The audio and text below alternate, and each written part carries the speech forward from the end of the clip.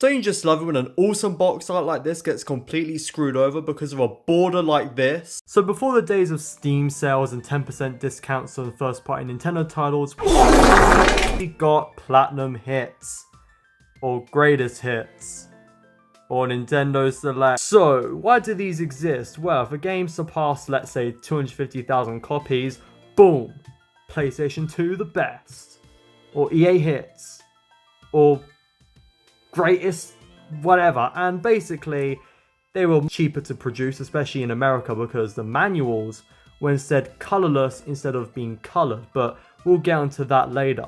And throughout this video I'll be going through a variety of consoles to see what their Platinum Hits, Greatest Hits, or whatever hits looks like, and they probably all suck.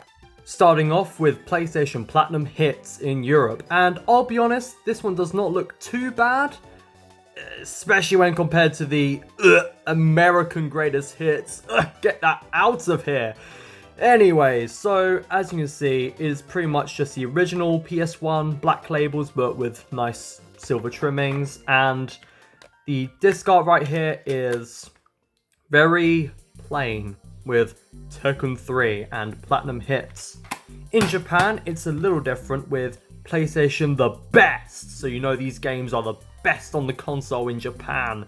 And they came in two flavors, PlayStation the best and PlayStation the best for family. And unlike Platinum Hits in Europe, they just have a watermark, if you will, for PlayStation the best for family. So you know that it is definitely one of the best games on the system.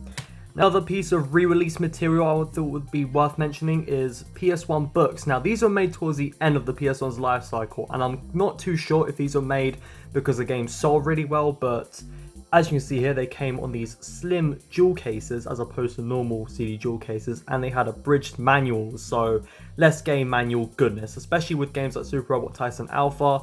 This game doesn't even have a proper manual. But aside from that, pretty much everything else is the same, and in terms of when they were made, I think they were made around 2003, 2002, so very much into the end of the PS1's life cycle.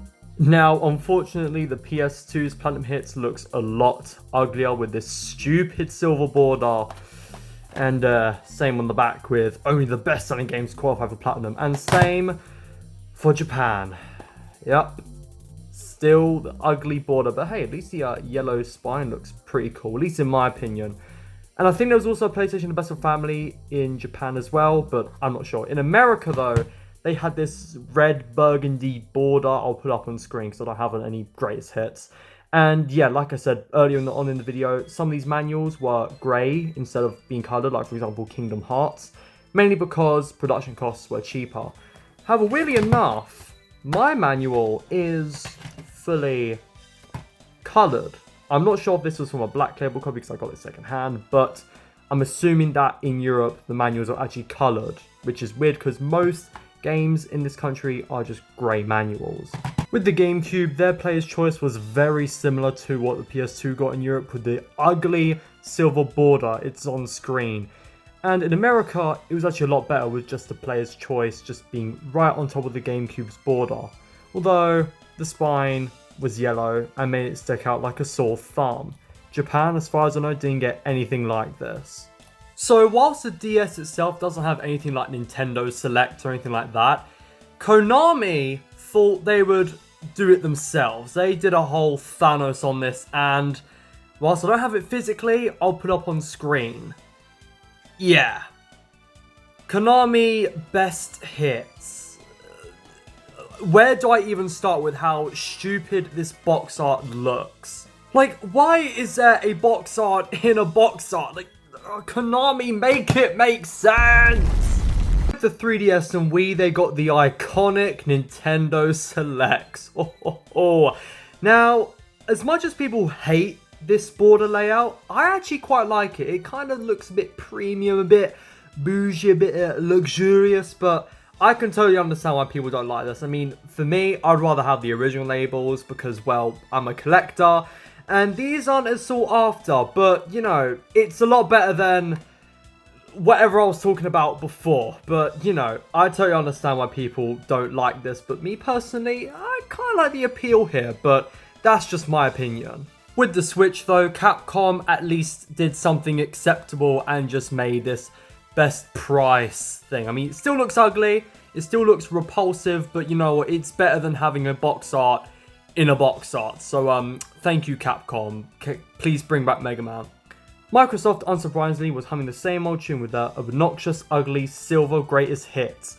And the 360 somehow made that worse. However, after 2008-2009, they made it so that the platinum covers only affected the borders of the box arts and just slapped a sticker on there. And same thing was pretty much in Europe as well, with the borders only being affected and just slapping a sticker. Although in Europe, the greatest hits had ugly green borders, so yeah. Good thing they just changed the borders up here. Now, although these games are generally undesirable by collectors, some, like Yakuza right here, have bonus material. So if you open up the case right here, you'll see Yakuza 2 special DVD. And yeah, and this was because, well, when this platinum version came out, Yakuza 2 was just around the corner when it released in December 2006 in Japan. So they released this DVD for the platinum version of Yakuza, but everything else is pretty much the same. Now, there was also another one like this. Here we have Medal of Honor with Rising Sun and Frontlines? I can't remember, but as you can see here, I believe this was another re-release, another budget re-release, and it contains 2 Medal of Honor games on 2 discs. So yeah, that's another thing that makes these platinum hits, greatest hits, whatever, really unique, as they have bonus material or have 2 games in one. This is also apparent with the GameCube with Super Monkey Ball and another one that is on screen, but yeah, there was another one of those games for the GameCube, and also for Dot Hack on the PS2 as well in Japan, like Dot Hack Vol 1 and 2. But yeah, so there was a lot of these around at the time.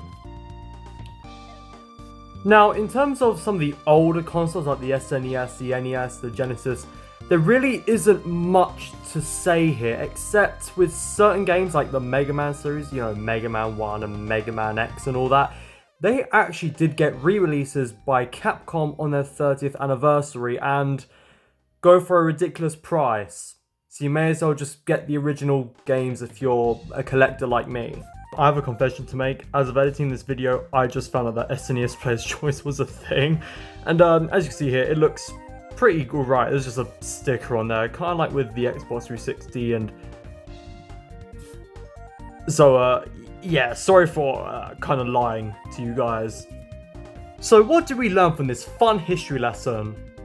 That platinum greatest whatever hits are ugly. However, Player's Choice games most certainly do serve their purpose of being more affordable options for big hitter games like Super Mario Galaxy or Legend of Zelda Wind Waker.